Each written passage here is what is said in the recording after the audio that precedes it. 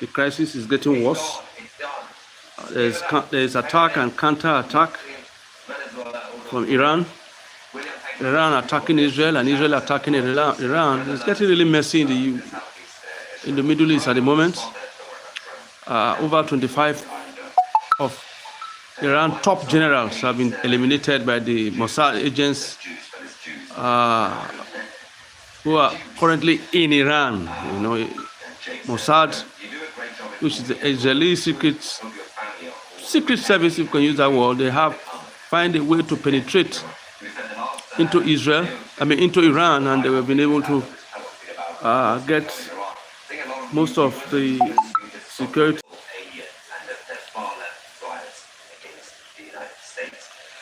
Sorry for that brief interruption.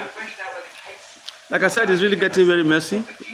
We all pray for the world peace, but the issue is getting more and more messy. They've been on for a very long time. Iran wanting to do their saying they are enriching uranium for peaceful purpose. But when the nuclear agency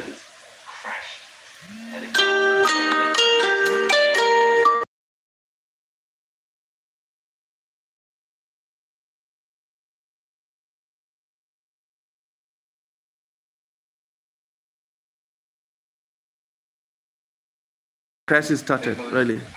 It's very sad.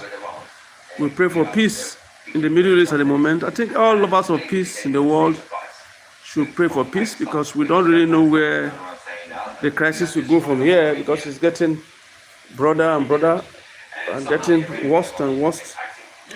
Tel Aviv have been hit.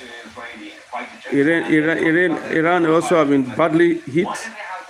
Their infrastructures have been demolished.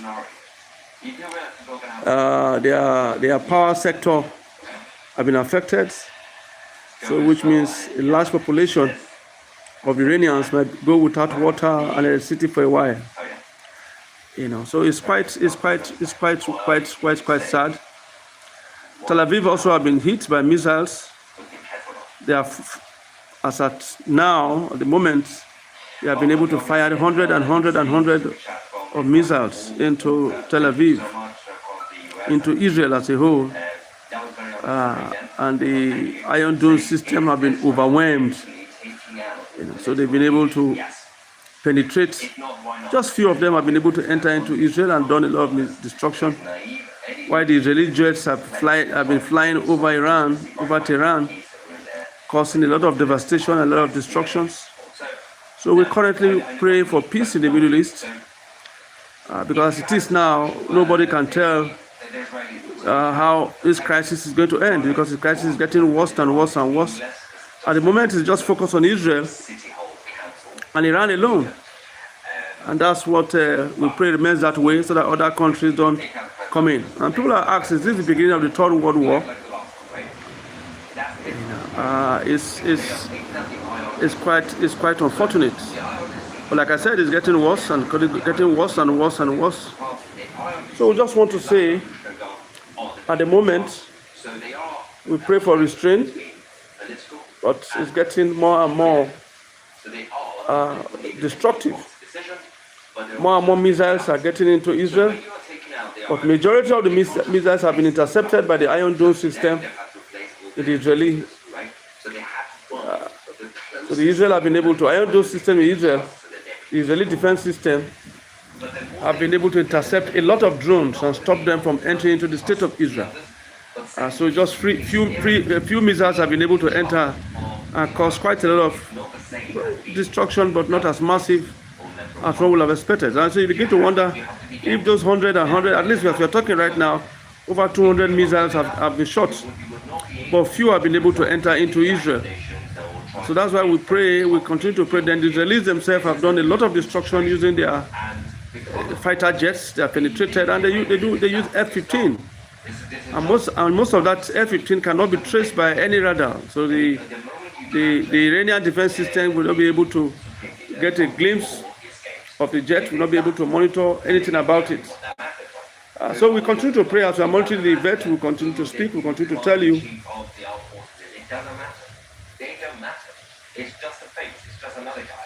It's quite unfortunate. It's quite sad. We want peace. It's not really necessary. What is going on now? It's not necessary.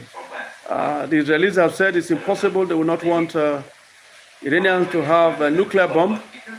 The West don't really want Iranians to have nuclear bomb, probably because of the history of the Iranians, the history of terrorism, the history of violence. Yeah, you know, the Iranians for a while now, for years now, have shown themselves as a major sponsor of terrorism in the Middle East. I don't know why it's like that, because the Iranians are not the only Muslim countries that we have in the Middle East. Saudi Arabia, which seems to be the home of Islam, they are very peaceful people, very peaceful. Saudi Arabia is peaceful. You won't hear such things from Saudi Arabia. But Iranians have become something else. And I just pray that they will be able to find a way to come out of this long jam that they find themselves. So far, the Americans have not gotten involved, probably through logistics and the rest. But everything you can see from the beginning, that everything has been arranged and coordinated with the Americans. So the Americans that indirectly have been involved in this war, not directly, but indirectly have been involved in the war. So we pray that it comes to an end. So far, the Israelis have been able to manage to keep the Iranian population out of the attack, which we'll be able to applaud them for, which is also wonderful. We've been able to keep them out of the attack, so the Iranian population have not directly felt the attack. They've not been attacking infrastructures. The Israelis have been attacking just the infrastructures alone, and also the military command, the ROCG, and the rest. These are the ones that have been attacked so far. The Iranians themselves, civilian populations, have not been attacked. This is what is going on. We keep monitoring what is going on. The attack is still going on. And just like what the Prime Minister Netanyahu said, it's going to continue for a week or more than a week plus. And it's going to get worse. And just like I said from the beginning of this program, at least over 20 of the Iranian generals have been killed. The nuclear scientists, over 6 of them have been eliminated. And this is a fallout of what's happened since 2023, October 7 to be precise, where the Hamas, one of the proxies of the Iranians, attacked the Jews. So it's a flame. I think it's just getting to its climax. This whole wahala that started since 2023, it has built up and built up and built up until it gets to this level to which it is now. Most of these Iranian proxies have been decimated, have been destroyed completely. Hezbollah have been completely finished. Hamas is almost getting to extinction. And the Houthis have shot 1 or 2 missiles during this crisis, but the Hezbollah themselves said no, they don't want to get involved. So if you see the casualty in this crisis, the casualty in the Hezbollah side, the casualty in the Hamas side, you begin to ask whether it is worth this crisis in the first place. Why did they start this crisis? Because they've suffered so much losses. The entire leadership of the Iranians have been decimated. The entire leadership of Hamas have been destroyed. You know, so it's a sad development. Israel have gotten their own share of attack here and there, but the Iranians themselves and their proxies have generally felt the heat. And with what we are seeing, the Iranians themselves, the Iranian citizens themselves, seems to be very happy that the Israelis are attacking the military, because it looks as if they've been in bondage for a very long time, for over 50 years since the Iranian occupiers, the ROCG, since they came in, the IROCG, since they came in, they've held the Iranians captive for a very long time. Like I said, it's very sad. We are watching it, and we are praying that things will keep getting better. But I know that it's not going to get better until it gets worse, because this happens to be a decisive moment right now for the Jews. It's now or never. That's what we are seeing now. It's a now or never. It's a now or never battle that is going on. We are monitoring it. The fighting is going on. The fighting is getting worse. The Israelis' attack is very targeted. Like I've said, over 20 people, Iranians, generals have been killed. Over 20 of them. Over 6 nuclear scientists have been eliminated. So it's quite terrible. We are watching what is going on right now, even in Tel Aviv. But we want to say we continue to pray for peace, as we said before. Continue to pray for peace. Peace in Iran, peace in Israel. But I think the Iranians themselves, the IROCG, there seems to be, they should have been expecting this because it's been built up. President Trump on his own did everything possible to see how they can come to a roundtable conference where they can think of how to resolve this issue. President Trump wanted them to resolve the issue of the nuclear weapons. They want them to resolve it. But the Iranians have shown that they've not been sincere. All along, the Iranians have been pretending and lying about their nuclear bomb. They've not been able to declare it. They've not been able to say the truth. It has been all maneuver. So there's so much insincerity. They have over 5 or 6 talks. Steve Witkoff, which happens to be the Middle East convoy, have had a series of meetings with the Iranians in Oman, trying to see how they can be able to resolve this issue. But it's obvious that the Iranians, they are not prepared for the issue to be resolved. They are bent on having nuclear bomb because as far as they are concerned, they believe that Israel should be wiped up. And I ask myself, why is it that the Iranians are taking this thing personal? The Iranians are not the only Arab countries. They are not the only Arab countries in the Middle East.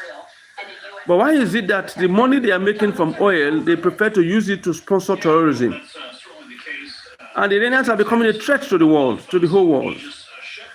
So I think they need to begin to define their priorities. Their priorities right. They have to get it right. It's like I said, it's very sad. And just like I said before, the Americans are not involved in this crisis, but indirectly they've been involved in trying to shoot down the missiles that have been sent into Israel. They shot down a lot of those missiles that have been sent into Israel, and few of the missiles have been able to penetrate into Israel, and which have caused minimal damage. Since this crisis started about 2 days ago, if I'm not mistaken, the loss in the Israeli side, I'm not sure, they've lost up to 4 or 5 people. They've not lost 4 or 5 people, but the Iranians have lost over 30 people, especially over 20 of their generals. Over 6 of the nuclear scientists have been killed. But the nuclear sites and the rest have been destroyed. But they've not been able to destroy it completely because they've been stored underground. And since they've been stored underground, you need a special bomb to be able to penetrate underground and destroy where they have their nuclear facility. So they've not been able to get that one yet. I think it's the US that have that capacity for now. And the US seems to be doing everything possible to limit their involvement in this crisis. Apart from through logistics and the rest, they've not been able to get themselves directly involved. So the US, but the US again have also told the Iranians to do everything possible to see that the American interest in the Middle East is not attacked. Because if the American interest is attacked in the Middle East, then they will push the Americans into the war. But the US have also helped to intercept and to destroy a lot of missiles, ballistic missiles from getting into Israel. They've helped to stop it. And we are just praying that they should quickly see how they can come to an end. But so far, I don't think the Israelis are prepared at the moment to stop what they've started, because it's the only opportunity they have to be able to accomplish what they want to accomplish. They've been planning this for over 20 years now. The Israelis have been complaining for over 20 years now that the Iranians military they are planning and building a nuclear bomb. And if they have a nuclear bomb, it's a threat to Israel. And not only to Israel, it's a threat to the world. Because imagine if they build a nuclear bomb and the nuclear bomb happens to fall into the hands of their terrorists. Iran is the world's biggest sponsor of terrorists. The world's biggest sponsor. So the fight that is going on right now is not just a fight about Israel alone. It's a fight about the civilized world. So I think there should be a better way to resolve it. I've seen quite a number of people have said, why did Israel in the first place attack? What else do you want the Israelis to do? I mean, they've made it clear, very, very clear. And we all know that if they succeeded in having nuclear weapons, they are going to wipe out the state of Israel. And so what Israel is doing right now is a fight for their life, fighting for their existence. Because we are talking about an Iranian government, an Iranian country. We are talking about the Iranians right now, who are supposed to be the world's sponsors of terrorism, the biggest sponsors of terrorism, with terrorist sponsors, terrorist cells across the world, across the major cities in the world. So I don't know. It's quite unfortunate that the people of Iran are suffering. The value of the currency is destroyed. But the only thing the Iranian government seems to know what to do best is sponsor terrorism.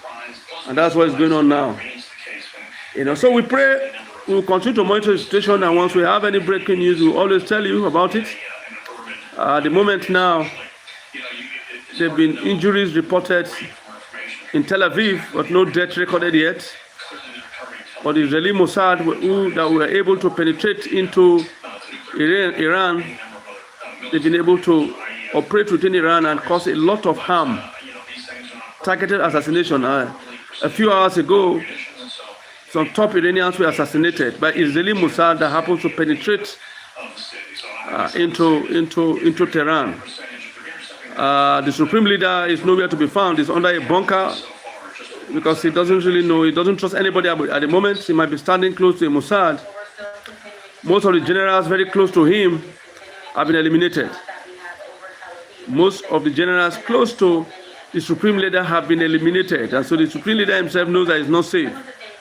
He's now under a bunker in an unknown destination at the moment because he cannot afford to make himself come up because the Mossad are already in Iran and he is a major target. Because once they are able to eliminate him, then that will be the end of the Tehran, of the Islamic Republic leadership. And I want you to know that the Persians, which is the Iranians, they've been very close to the Jews. They were very, very close for a very long time. Until when the present Islamic occupiers took over Tehran. And immediately they took over with the help of the Americans. It was the CIA that helped them to come into power in 1979. And since then, they've made the elimination of Israel their focal point, their policy. The only thing they think about is how to eliminate Israel. And that's what they've been bothered about for a very, very long time till now. We are watching development.